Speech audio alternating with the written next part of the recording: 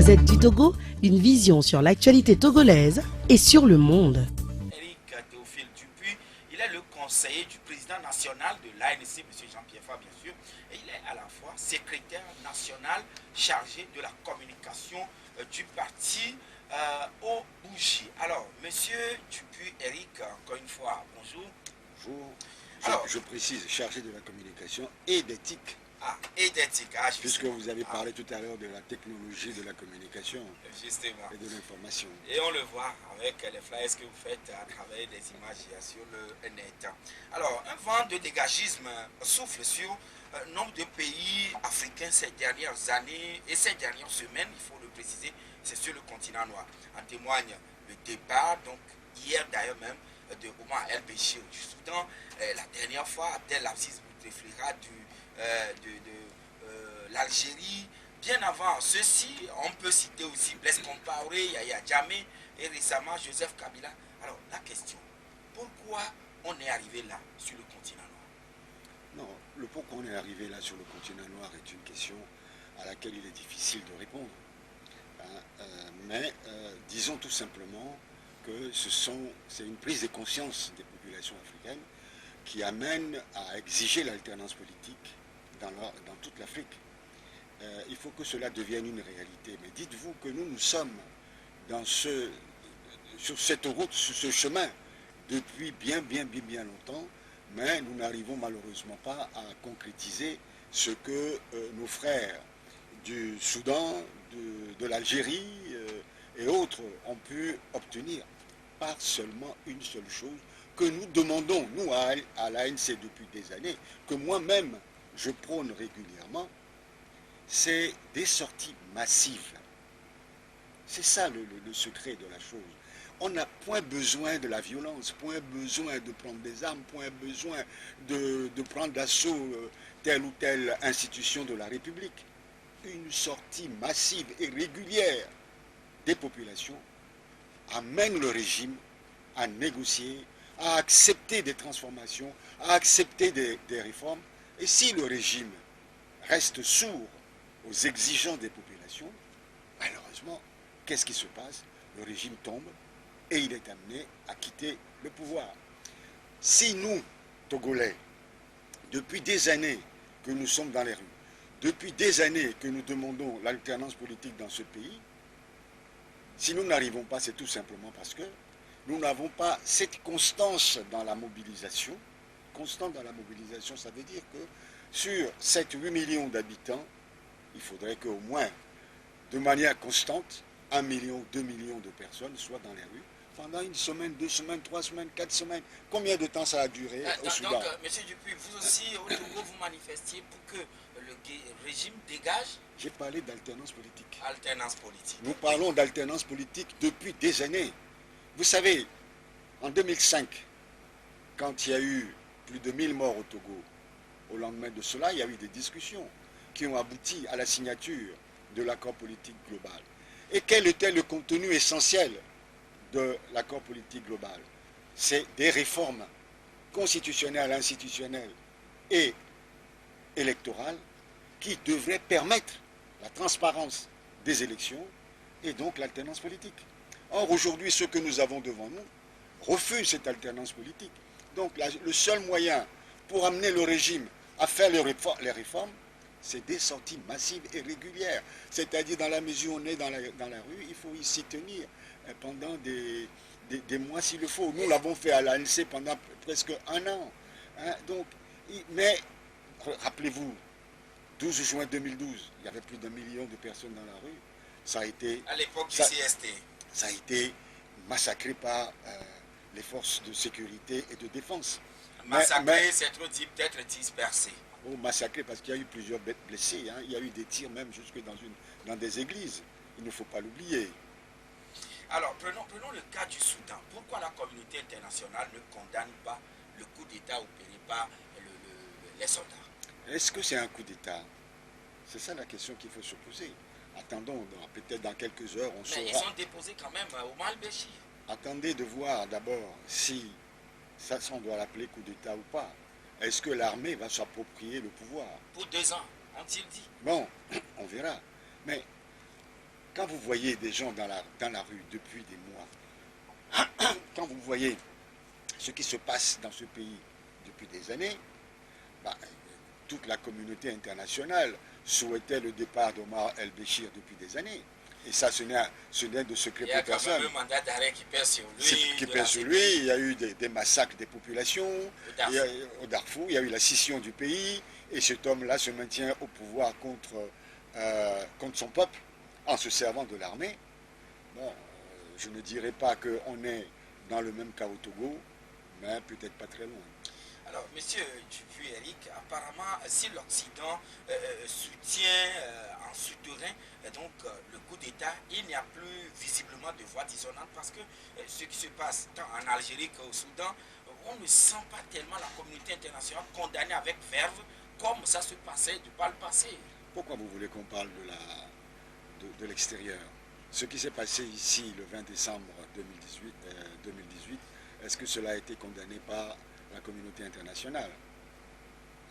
Tout à l'heure, quand on nous donnait lecture de ce qui se passe dans le pays voisin, le Bénin, qui refuse à l'opposition de prendre part aux législatives, la CEDEAO nous dit ben, on a vécu la même chose ici, on a vécu la même chose avec des distributions de sièges au Parlement, ce qui est unique dans les annales des politiques internationales, mais personne n'a décrié cela, personne n'a condamné cela.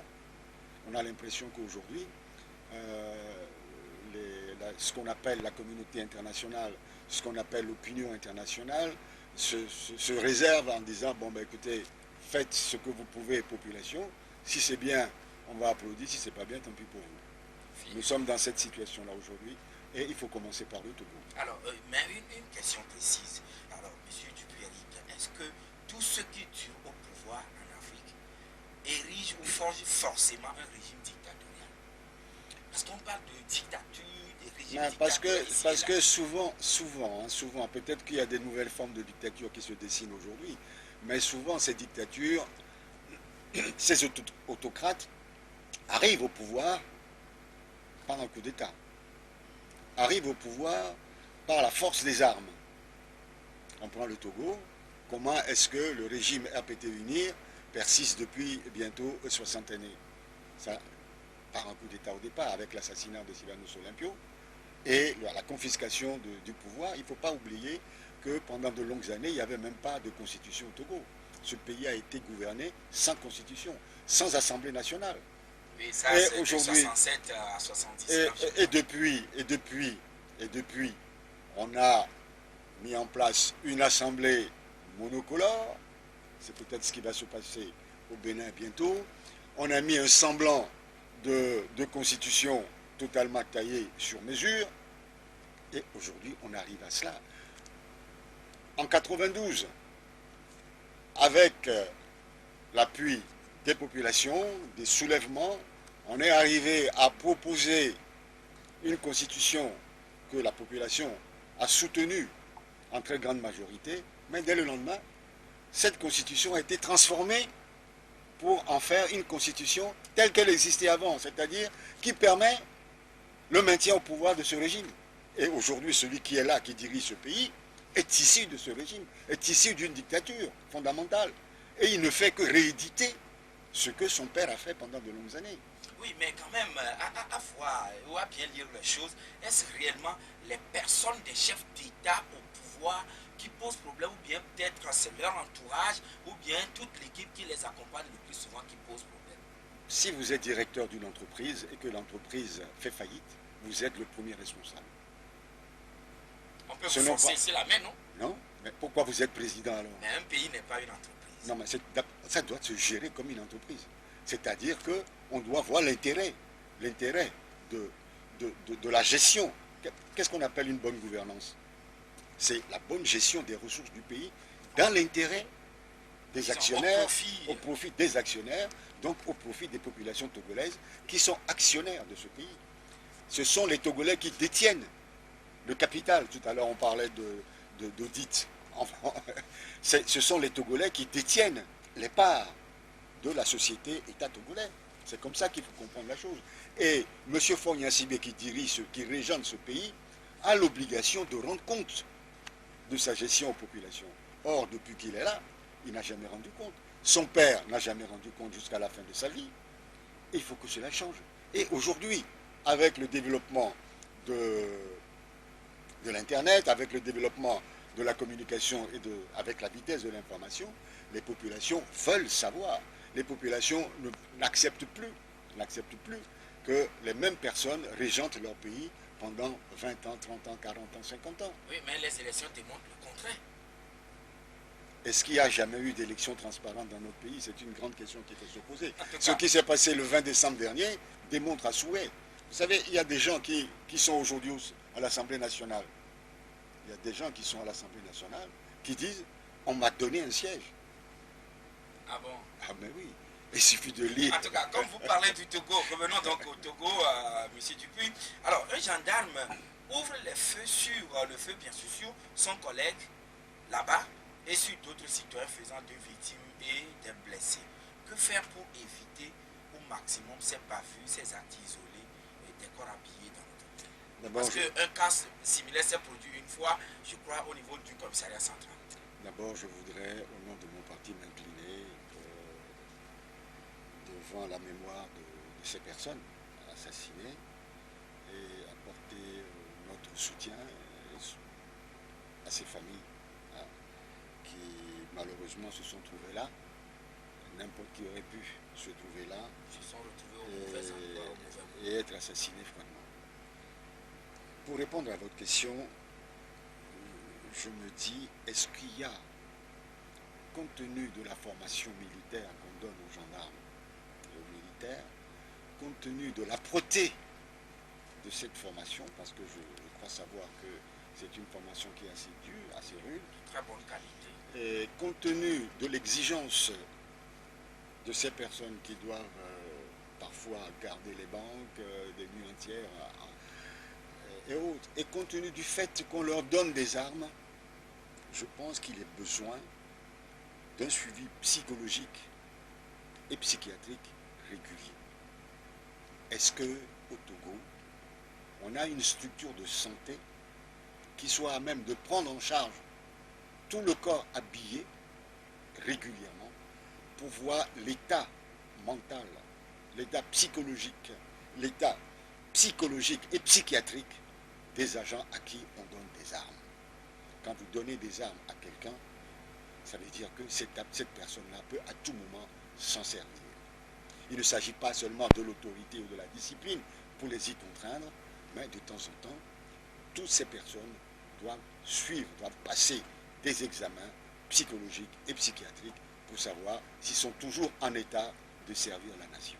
Puisque les armes ne sont pas des jouets, le ministre Yak l'a dit tout à l'heure. Ben, il a dit tout à l'heure, mais je lui rappelle que un jour ici, moi, des gendarmes m'ont poursuivi, c'était en décembre 2018, ils ont tiré sur ma voiture, ils ont cassé les vitres, il y a une grenade lacrymogène qui est tombée dans la voiture qui a explosé, ça aurait pu me tuer.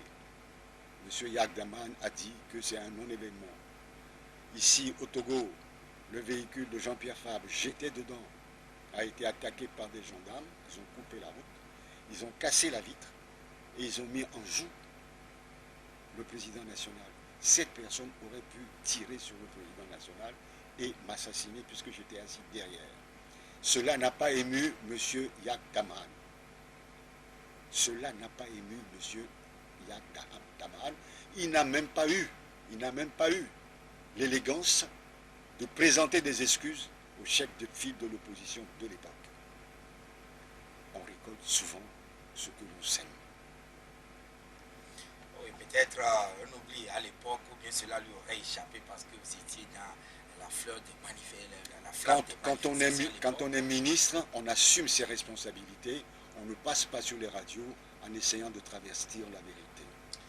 Alors, M. Dupuis, le PNP, même si vos idéologies ne sont pas les mêmes, vous faites partie tous de l'opposition avec un objectif, vous l'avez dit tout à l'heure, l'alternance, mais à Palimé, l'ANC a pris part à la réunion convoquée par les chefs traditionnels avec la présence effective du préfet et ceux-ci ont menacé, c'est-à-dire les chefs traditionnels ont menacé de sortir les abrafos. on dirait que l'ANC n'a visiblement pas marqué un signe de désaccord sur cette menace des chefs cantons. Vous avez, nous avons publié en date du 10 avril, c'est-à-dire quelques jours après cet entretien, nous avons écrit au Premier ministre, au ministre de l'administration territoriale. Ces lettres sont sur notre site ancetogo.com et il y a eu une déclaration qui a suivi, qui condamne cela. En effet, notre représentant dans le couteau, le président fédéral, a été convoqué pas par les chefs traditionnels, il a été convoqué par le préfet pour parler du développement local. C'était l'ordre du jour ou bien le mot? C'était ce qu'on lui a dit, c'est ce qu'on lui a écrit. Et quand il est arrivé, il y avait des chefs cantons. Et un des chefs cantons a pris la parole et ça s'est passé le jeudi 4 avril. Il a pris la parole, d'abord c'était pour réfléchir avec les partenaires au développement de la préfecture de Pluto. C'était le thème de la réunion. Et quand ils sont arrivés là-bas, c'est Togui Djedo, canton de Womé, et président du conseil des chefs traditionnels de Pluto, qui a pris la parole pour dire que à partir de ce jour, à partir du 4 jusqu'à nouvel ordre, il n'y aura plus de marche dans le Pluto, et notamment à Palimé. Et il a dit, on a brûlé les véhicules, on a saccagé la mairie de Pluto, saccagé le véhicule de GIZ, suite à l'arrestation de l'imam de Sokodé, ainsi de suite. Donc il a cité plusieurs choses. Saccage des bureaux de vote, ainsi de suite. Et notre représentant lui a rétorqué en disant qu'il y a eu peut-être tout ce qu'il a dit, mais ce n'était nullement leur démarche. Ce n'était nullement leur démarche, et qu'il n'avait pas la compétence d'une telle interdiction. Parce que ça ne revient pas aux chefs traditionnels d'interdire des manifestations. Votre représentant lui a dit cela, séance tenante? A dit ça, quand il a pris la parole, a dit ça, séance tenante, en disant que ce n'était pas normal. Et c'est en ce moment que le préfet a pris la parole, est arrivé également à développer, en soutenant les chefs cantons, et à la fin a dit que bon, il y aura une réunion entre les responsables politiques et lui pour une prochaine discussion. Mais ce que parce que la lettre est longue, je ne veux pas fatiguer vos auditeurs avec cela. Ce que je voudrais dire, c'est que cet acte est très grave. D'abord, la loi portant statut des chefs cantons n'autorise aucun chef traditionnel à faire la police. Ils sont allés jusqu'à dire qu'ils vont sortir les abrafos pour mater ceux qui oseraient marcher. De quel droit? Ces abrafos n'existent même pas sur le plan, mais oui, dans la Constitution et dans les institutions, ça n'existe pas. C'est un corps qui n'existe pas. Ce sont des guerriers traditionnels. Non, mais il n'existe pas en tant que tel. Sortez-moi un article de loi qui reconnaît l'existence des abrafos. Ça n'existe pas. Et quand une force de sécurité ou de je ne sais pas quoi n'existe pas, ça s'appelle milice. Donc ce sont des miliciens. Et ces chefs traditionnels vont jusqu'à menacer les partis politiques de sortir des miliciens pour mater leurs manifestations. Normalement, on devrait traduire ces chefs-là devant la justice, y compris le préfet. Parce que le préfet a avalisé cela. Non, mais ça, c'est une chose. C'était des mises en garde, on dirait. On ne peut pas. Non. Que le chef canton écrive au ministère pour se plaindre de ça ou ça, c'est le ministre de la Sécurité qui a la seule possibilité, avec le maire, d'accepter ou d'interdire une manifestation dans sa ville. D'abord, ça ne revient pas au préfet, encore moins au chef traditionnel. Le préfet peut juger aussi peut-être d'un certain nombre de choses On vous par dit, rapport à la on vous dit manifestation. que quand vous voulez faire une manifestation, vous vous adressez au maire. Point final. Et nulle part dans le code, la loi qui gère, qui régente les manifestations, nulle part il n'est écrit qu'il faut écrire au préfet. Donc c'est une violation de la Constitution. C'est une violation de la loi portant statut de l'opposition. Ah mais oui. Parce que dans la loi portant statut de l'opposition, il y a la liberté d'exercice de la fonction des responsables politiques, des partis politiques, des militants. Et que toute personne qui fait entrave à cette liberté d'exercice de ses droits peut être poursuivie avec prison et amende.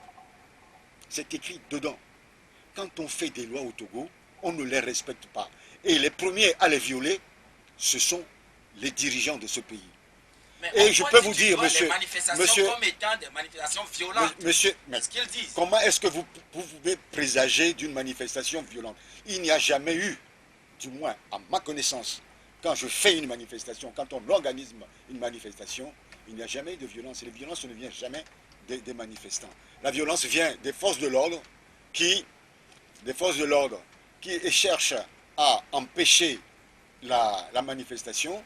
Et puis, nous savons ce que certains font. Ils cherchent à noyauter la manifestation par des éléments formés pour perturber la marche. Nous les connaissons. Plusieurs fois, nous les avons arrêtés. En tout cas, à l'époque, on parlait de groupes d'autodéfense. Nous les avons à Doumassessé ici. Ça s'est passé. On nous a massacrés à coups de couteau devant la gendarmerie, devant les policiers. Ils n'ont même pas levé le petit doigt. En septembre 2012. Mais, donc, ce sont les réalités de notre pays. Que M. Yak ne vienne pas nous raconter je ne sais même pas comment le qualifier parce que je serai outrancier. Oui, alors, monsieur Tchoupi-Éric, parlons actuellement des élections locales, puisque c'est ce qui est annoncé et les préparations sont en cours au niveau de la CENI, tout comme au niveau du gouvernement et également dans les états-majors des partis politiques. Est-ce que l'ANC est déjà prête? Vous savez, l'ANC est un grand parti politique et tout grand parti politique doit être prêt pour toutes les élections. Et nous sommes prêts pour les locales. Ça ne veut pas dire que s'il n'y a pas un minimum de réformes, notamment électorales, et que on n'a pas revu le fichier électoral local tel que nous le souhaitons, on n'a pas dit qu'on acceptera y aller dans n'importe quelle condition. Oui, mais le ministre a annoncé 3 jours pour faire la révision des listes électorales pour les locales. Vous savez, le ministre dit, d'autres ministres disent le contraire, donc je ne sais pas. Parce que M. Boupessi dit, il y a un autre ministre qui donne un autre son de cloche. Or, cet autre ministre qui donne un autre son de cloche, paraît-il, serait un quasi-porte-parole du chef de l'État, donc je ne sais pas. Je ne peux pas parler à leur place.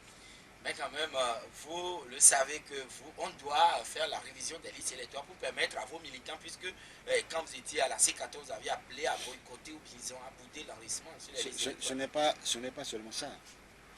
Est-ce que vous êtes inscrit, vous? Dites-moi oui, je ne veux pas vous faire une question... ma réponse, ce n'est pas totalement ce qu'il faut. Non, un oui de principe, parce que ce n'est plus une démonstration. Vous allez voir que sur votre carte d'électeur, il n'est pas marqué votre commune de résidence. C'est une anomalie. Les locales, c'est quoi? Vous allez voter dans votre commune de résidence. Vous n'allez pas voter où vous voulez. Par rapport au local. Par rapport au local, parce que vous allez élire les conseillers municipaux de votre commune locale, de votre commune. Et si vous êtes inscrit, vous, à Sokodé, et que vous habitez à Exanawe, comment on va faire la répartition après? Donc, il faut spécifier ces notions-là sur la carte d'électeur par rapport au local. Même si on ne le spécifie, normalement on doit le spécifier. Si on ne le spécifie pas comment est-ce que vous, quand vous irez voter, on saura que vous êtes bien du quartier? Est-ce que cela pose le problème de je fais mon enregistrement ici à Lomé, mais je peux faire le transfert et aller voter peut-être à Dapan? Ce n'est pas possible. Mais Dans le cadre des élections locales. Ça s'est passé au niveau des législatives, mais au niveau des locales, vous allez voter pour les conseillers municipaux de votre ville, là où vous résidez. Oui. Alors, si tel est le cas, le fichier à le mettre à plat par rapport au local ou bien juste une révision, monsieur Dupuis. Je ne suis pas un spécialiste en la matière. Moi, je dis ce que je sais. Vous savez, en Europe, en France exactement, c'est à la mairie que vous vous inscrivez sur la liste électorale. Il n'y a pas de révision de liste électorale. La liste électorale, elle est permanente. Dès que vous êtes né, on vous inscrit à la mairie. Dans une base de données. Ça, c'est à l'état civil au Togo. 5 jours, maximum 5 jours. Vous êtes obligé d'être inscrit. Vous êtes inscrit là-bas. D'abord à la clinique ou à l'hôpital. On vous fait un papier que, avant même que le bébé ne sorte de la clinique, vous allez à la mairie l'inscrire. Et vous allez avoir son extrait d'acte de naissance. Bon. À 18 ans, vous recevez un courrier de la mairie vous invitant à aller chercher votre carte d'électeur. Ce n'est plus vous-même qui vous pointez pour le faire. Et si, il faut quand même certaines données, les empreintes ou bien la photo. Vous savez, la carte d'électeur française, c'est un papier simple. Hein. Un papier plié comme ça, il n'y a même pas de photo dessus, il n'y a rien. Il y a juste votre numéro de sécurité sociale, votre nom et votre adresse. Vous partez avec votre carte d'identité pour aller voter. Là, c'est une grande démocratie. Mais pourquoi nous pouvons le faire aussi? Nous pouvons le faire aussi. Mais nous n'avons pas fait jusqu'à présent parce que la situation actuelle arrange la fraude électorale. Nous avons demandé au gouvernement d'organiser comme cela s'est passé dans d'autres pays, au Bénin, en Côte d'Ivoire, des opérations foraines pour délivrer des extraits d'actes de naissance. Ou même des cartes d'identité. Non, des extraits d'actes de naissance et des cartes d'identité à toutes les populations à partir de 18 ans. Mais ils ont refusé. Ça s'est fait ailleurs. Pourquoi? Ça s'est fait en Côte d'Ivoire. Ça s'est fait dans d'autres pays. Pourquoi ça ne pourrait pas se faire au Togo? C'est parce que la situation telle qu'elle est aujourd'hui arrange le régime parce qu'elle permet des fraudes. On peut inscrire quand on... Mais vous me parlez tout à l'heure de rentrer dans le fichier seulement ceux qui ne se sont pas fait inscrire en mai dernier, ou en mai ou juin. En octobre, voilà, en octobre dernier. Et ceux qui sont morts en temps. Vous les sortez comment? Et donc, nous marquons la pause pour revenir tout de suite pour savoir quel est le message dont M. Jean-Pierre Fabre sera porteur quand il sera à Atapamé, je crois, le dimanche. Et là, on marque la pause. Retour donc en studio, madame, monsieur, avec notre invité, monsieur Eric Dupuis, qui est ici au nom de l'Alliance Nation pour le Changement, ANC. Alors, tout à l'heure, nous parlions bien sûr des élections locales et vous avez dit que l'ANC est prête étant donné que vous êtes un parti bien structuré, bien organisé. Mais vous n'avez plus de députés à l'Assemblée nationale. Mais le plus souvent dit, les députés peuvent être également des maires ou bien des conseillers municipaux. Est-ce que c'est réel, M. Dupuis? Oui, rien n'interdit à un député d'être candidat aux élections locales. Donc, bon, maintenant, est-ce que ce député-là, s'il est élu maire, pourrait avoir des responsabilités au sein de l'Assemblée? Je ne le pense pas. Oui, mais comment peut-on éclater, selon l'ANC, la liste électorale existante qui est actuellement là, dans le fichier, pour qu'on puisse véritablement toucher tous les 100, je crois, toutes les 115 communes. 116 communes. 116 communes, ça fait à peu près 1700 et quelques conseillers municipaux, donc c'est beaucoup. Et 507. C'est beaucoup. Puisqu'il faut rajouter à cela les remplaçants. Donc ça fait beaucoup de monde. Aujourd'hui, nous disons que le fichier tel qu'il est constitué est un fichier totalement obsolète, un fichier vicié. Nous l'avions dit déjà en 2015. Ça a été constaté par l'OIF avant un bon fichier qu'il faudrait le revisiter. Et ce fichier-là a été un fichier qui a été fait au niveau national. Or, aujourd'hui, nous parlons des communes, un fichier local. Nous pensons qu'il est souhaitable qu'on fasse un nouveau recensement qui permet de situer chaque électeur dans sa commune. Parce que, entre-temps, cette commune a été redécoupée. Oui. Avant, vous avez Lomé, premier arrondissement, deuxième arrondissement, troisième arrondissement. Aujourd'hui, ce n'est plus le cas. Non, on parle de Golfe 1, 2, 3, jusqu'à 7. Si vous prenez par exemple Ejranawé a été totalement recoupé. Donc, comment est-ce qu'on va savoir que telle personne qui a été inscrite dans telle préfecture appartient à telle commune? Comment on va le faire? Ils seront obligés, s'ils maintiennent le système tel qu'il est aujourd'hui, ils seront obligés d'éclater le fichier tel qu'il est. Mais de quelle manière ils vont le faire? C'est une grande interrogation. Ils vont le faire de manière brouillonne, parce qu'il n'y a aucun élément scientifique qui puisse prouver. Vous, par exemple, vous êtes inscrit, peut-être pour des raisons professionnelles, à Tokyo Habitat ici. À Tokyo Mais Habitat. entre-temps, Vous avez des des- raisons de location, je me Vous déplace avez des- vers Adidogome. à Didogo, mais vous avez déménagé. Mais qu'est-ce qu'il va vous dire? Vous êtes inscrit où? On va vous inscrire ici. Or, vous êtes actuellement à Didogo. Et le fichier actuel, depuis le mois d'octobre 2018 jusqu'à aujourd'hui, il y a eu des morts. Comment les sortir du fichier? Oui, mais est-ce Oh, que, même dans les pays développés, est-ce qu'il y a des mécanismes Mais je permettant vous l'ai dit tout à l'heure. de sortir même ceux qui... Mais quand il y a un décès, dans les 3 jours, il faut aller déclarer à la mairie. Tout est centralisé à la mairie. Et automatiquement, le mort sort du fichier électoral. C'est ça. C'est-à-dire qu'aujourd'hui, on n'a pas encore atteint ce et là, niveau-là. maintenant, selon l'ANC, alors faut-il aller à un nouveau fichier, à la constitution d'un nouveau fichier électoral en tenant compte de la carte des communes, ou bien il faut améliorer l'existant? Vous savez, l'article 62 du Code électoral, l'article 62 du Code électoral dit que à chaque élection, il faut faire une révision de la liste électorale. Il dit, sauf s'il y a 2 consultations électorales dans la même année.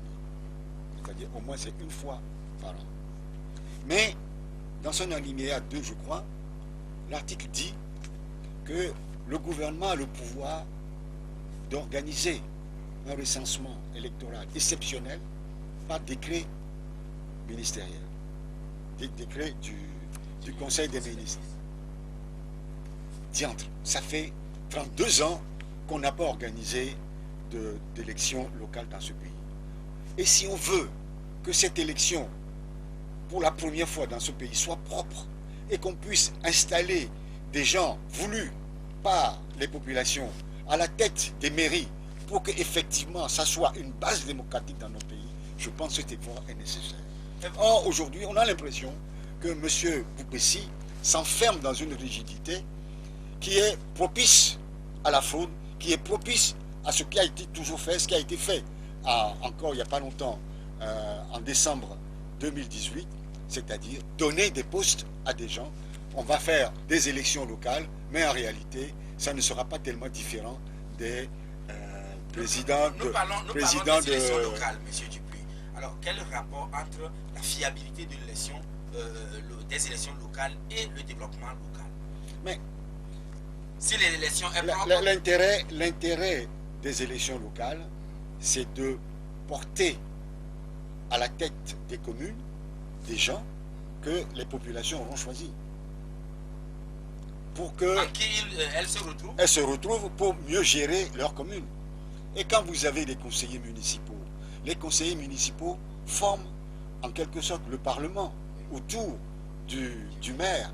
Vous avez le maire, vous avez 2 ou 3 ou 4 vice-présidents, adjoints, et puis vous avez le conseil municipal. Le conseil municipal se réunit sous la présidence du maire, qui organise la vie de la commune, qui vote le budget, qui entérine les projets, ainsi de suite. Ce n'est pas le maire qui est le seul, la personne autoritaire qui décide de tout. C'est un ensemble. C'est un ensemble. Donc il faut que ces gens-là, qui sont choisis, qui sont élus par les populations, soient des gens que les populations ont voulu porter, ont investi, à qui ils ont voulu confier la gestion de leur commune. Oui, mais est-ce que les querelles intestines entre les partis politiques de l'opposition ne peuvent pas aussi impacter ou influencer les décisions au niveau du conseil municipal? Mais et pas ricocher même le développement local? Mais non, c'est un débat républicain. Ah, si, voilà, vous avez posé une bonne question. Si les élections ont été transparentes, ce problème ne se poserait pas. Mais si on impose des gens qui ne sont pas élus et qu'on va chercher des amis, des cousins, ou parce que c'est un militant de tel parti, on l'impose, effectivement, ce problème va subvenir. Et ce serait dommage. Et ce serait dommage. Alors, c'est dans ce cadre, justement, que M. Jean-Pierre Favre effectue son déplacement à Dagomé? Non. Vous savez, chaque année, nous faisons des tournées nationales. Nous faisons environ 300 à 350 visites dans les villages, cantons et autres. Nous l'avons fait pratiquement chaque année. Mais malheureusement, avec toutes les activités liées à la C14, nous avons mis sous éteignoir pendant quelques temps ces activités. Donc nous reprenons donc c'est les tournées. Vous savez, il n'y a pas longtemps, le président national, Jean-Pierre Favre, a reçu les présidents fédéraux ainsi que les secrétaires fédéraux, plus les diverses associations de femmes, de jeunesse, des femmes de marché et autres, à qui il a parlé. Il y avait 1 millier de personnes au siège. Et maintenant, normalement même, on devait partir vendredi, samedi, dimanche pour faire une partie des plateaux. Mais malheureusement, il y a eu des décès dans le parti. Et ça nous impose des veillées funèbres ce soir, enterrement demain. C'est pour ça qu'on a ramené ça à dimanche. Mais en une journée, il est difficile de réunir toutes les fédérations et de s'entretenir avec elles. Donc c'est pour cette raison qu'on a choisi de faire un grand meeting à la demande de la fédération de Louga, des fédérations de Louga. On a décidé d'aller à Dagomé. D'accord. Et voilà, Ali a une question à vous poser. Monsieur Ali, bonjour. Bonjour. Aïvi. D'accord, nous vous écoutons, Aïvi. Monsieur.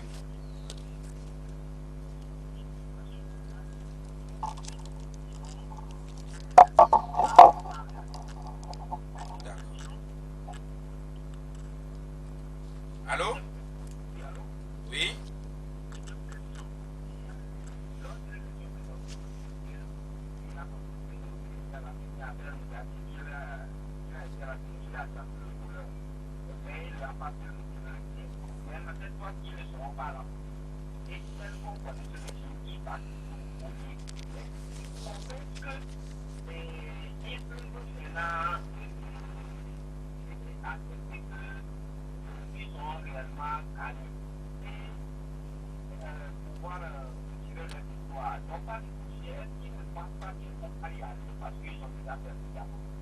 Ah, d'accord, bien noté.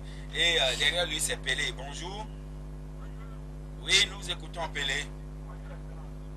Bonjour, monsieur Pelé.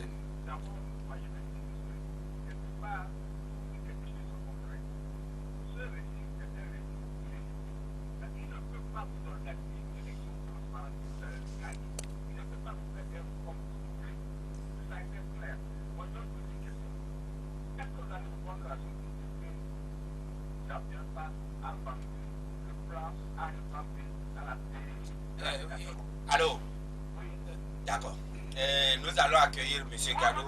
Oui, non, vous avez déjà terminé, cher ami. D'autres aussi attendent en ligne. M. Gado? Oui, bonjour. Oui?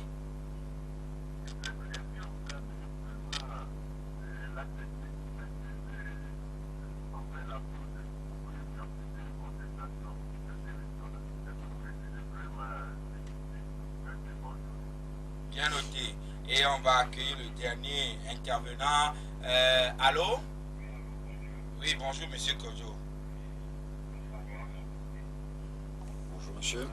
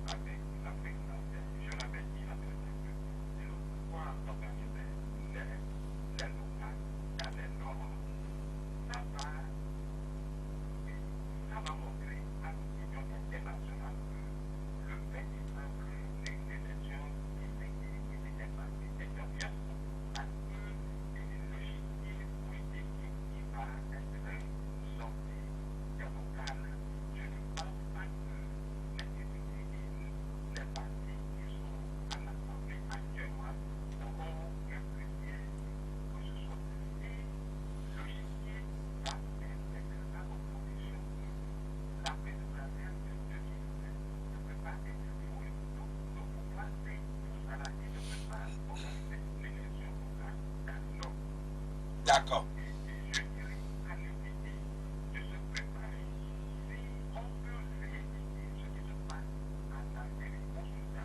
Oui, là c'est un autre point, s'il vous plaît, vous n'êtes pas autorisé. Alors, monsieur Dupuis, si les élections locales sont organisées dans les conditions transparentes, les partis qui sont à l'Assemblée nationale actuellement n'auront pas de représentants, ou bien disons d'élus locaux. De facto, ça discréditerait l'élection de 2018. Je partage totalement l'avis de monsieur Kodjo. Oui, je partage totalement. C'est pour ça que je demande à ce qu'on fasse tout pour que ces élections soient transparentes. Tout à l'heure, il y a l'un des intervenants qui disait que je me contredis. Non, je ne me contredis pas. Peut-être qu'il n'a pas écouté ce que j'ai dit. Je n'ai pas dit qu'on va aller aux élections. Je leur ai dit, j'ai dit qu'un parti politique, peut-être que ce monsieur ne sait pas ce que c'est qu'un parti politique. Un parti politique doit être prêt pour toutes les consultations électorales, quelles qu'elles soient. Maintenant, il lui appartient de décider d'y aller ou pas. Ce n'est pas un individu au téléphone qui va imposer à un parti politique de prendre la décision d'y aller ou pas. Il y a des instants de prise de décision. C'est une décision éminemment politique. Il faut qu'il le comprenne. Il faut qu'il le comprenne. Le moment venu, l'ANC décidera d'y aller ou pas. Maintenant, de dire que ce régime ne fera pas des élections, ainsi de suite, je suis désolé. Je suis désolé. Je suis aussi autant instruit que ce monsieur pour savoir qu'il n'y a pas lieu de faire confiance à ce régime. La politique que nous menons, c'est de faire en sorte que les populations se mobilisent un jour pour obtenir ce que nous voulons. Mais n'attendez pas d'Éric Dupuis de venir ici étaler au grand jour les stratégies de son parti. Il y a des partis qui disent « Ah, il faut faire ceci, il faut faire cela ». Les yaka, quand on les voit à l'œuvre, je suis désolé, ils ne sont même pas capables de chasser une mouche. Avez-vous quand même des techniques pour maîtriser la fraude? Je vais vous répondre tout à l'heure. C'est un auditeur qui l'a dit. Ce que je disais tout à l'heure, je n'attendais pas de moi que je vienne vous exposer ici tout le travail que nous sommes en train de faire en ce sens. Si ce travail que nous sommes en train de préparer nous amène à dire que oui, nous sommes prêts à affronter cette élection-là, nous irons. Si le travail que nous faisons nous amène à constater que il vaudrait mieux ne pas y aller, nous n'irons pas. Mais laissez-nous faire notre travail. La politique ne se fait pas seulement à travers les téléphones, sur WhatsApp ou autre. C'est dommage, mais c'est comme ça. Est-ce que Jean-Pierre Fabre aurait vendu les plans A, B, etc. Je ne répondrai pas à des questions qui ne méritent même pas d'être posées. Alors, vous savez, M. Fabre est un homme respectable. Et j'estime que tout ce qu'il a fait pour ce pays, nous lui devons respect. Et que de cette nature-là, des questions de cette nature ne doivent pas être tolérées. Ne doivent pas être tolérées parce que ce monsieur, je ne sais pas ce que lui il a fait dans sa vie pour ce pays jusqu'à présent. C'est inadmissible qu'on porte atteinte régulièrement à l'image, à la sincérité, à l'honneur des hommes politiques dans ce pays. Est-ce qu'ils sont capables, est-ce que leurs parents sont capables de faire ce que ces pères de famille, ces mères de famille consacrent pour mener la lutte dans ce pays? Je parle de tous les dirigeants politiques, nous leur devons respect. Nous leur devons respect. Qu'est-ce qu'il sait? Qu'est-ce que cette personne sait de la vie de Jean-Pierre Fabre? Qu'est-ce qu'il sait d'avoir vendu ou pas? Ne racontons pas n'importe quelle ineptie sur les radios parce qu'aujourd'hui, derrière un téléphone, on n'a pas sa photo, on n'a pas ses images. C'est dommage. Ah oui, monsieur Éric Dupuis, nous sommes pratiquement à la fin de l'émission, mais est-ce que vous avez confiance en l'Assemblée nationale actuelle pour l'opérationnalisation des réformes? Je vous ai dit tout à l'heure que certains députés se disent même avoir été choisis pour être députés et non élus. Donc à partir du moment où ils ont été nominés ou nommés, je ne sais pas s'il y a une possibilité de faire un travail de législateur tel que cela figure dans notre constitution. Mais ils ont promis les réformes. Nous considérons, nous, à l'ANC, cette CENI, cette Assemblée nationale, telle que composée aujourd'hui, identique à l'Assemblée unicolore, telle que nous l'avions connue dans les années passées. Et quand est-ce que vous allez investir le candidat naturel? Mais vous savez, je ne sais pas encore. Si nous devons aller au présidentiel, à la présidentielle, on aura le Congrès qui va désigner le candidat. On a dit à plusieurs reprises, ça a fait le buzz sur les plateformes, sur les réseaux sociaux. Nous avons un candidat naturel, je le prends en compte, nous avons un candidat naturel qui s'appelle Jean-Pierre Fabre. Maintenant, M. Francis Pedro peut être candidat contre le candidat naturel. Chez nous, c'est la démocratie. Il appartiendra à nos délégués de choisir ou de partir. Des 110 fédérations de voter pour celui qui leur convient le plus. Mais cette question, vous n'allez pas y répondre. Est-ce que la tâche ne vous sera pas difficile vu aujourd'hui la situation interne de l'opposition de la C14? Je voudrais dire, si deux tours advenaient pour vous et que un est en tête, comment est-ce que vous allez faire les alliances vu la situation dans laquelle vous vous trouvez aujourd'hui? C'est un autre débat. Si on a les deux tours, oui, et qu'il y a plusieurs candidats, on se mettra d'accord pour soutenir celui de l'opposition qui est le mieux placé. Donc la situation aujourd'hui ne peut impacter ce qui adviendrait demain si vous sortez pour le deuxième tour. Je ne le crois pas. Monsieur Eric Dupuis, merci à vous d'être venu chez nous. Et voilà, c'est fini pour aujourd'hui. Merci madame, merci monsieur pour nous avoir écoutés attentivement. Mais sans IT, David Kodo, voilà le duo qui a su nous aider pour que vous puissiez bien nous écouter partout. D'ailleurs, Jacob Arama va vous retrouver tout à l'heure. Mais n'oubliez pas, nous sommes vendredi. D'ores et déjà, moi je vous souhaite excellente journée. Je n'oublie pas mon aîné, le doyen Francis Pedro Amouzou, avec tout son cortège qui est avec lui ici pour accompagner M. Eric Dupuis. Bonne journée à toutes et à tous. La Gazette du Togo, une vision sur l'actualité togolaise et sur le monde. Rejoignez-nous sur le www.lagazettedutogo.com ou sur nos comptes Facebook, Twitter et YouTube. Pour tout contact, écrivez à contact@lagazettedutogo.com ou appelez le 92 80 88 53. La Gazette du Togo, c'est l'information en continu.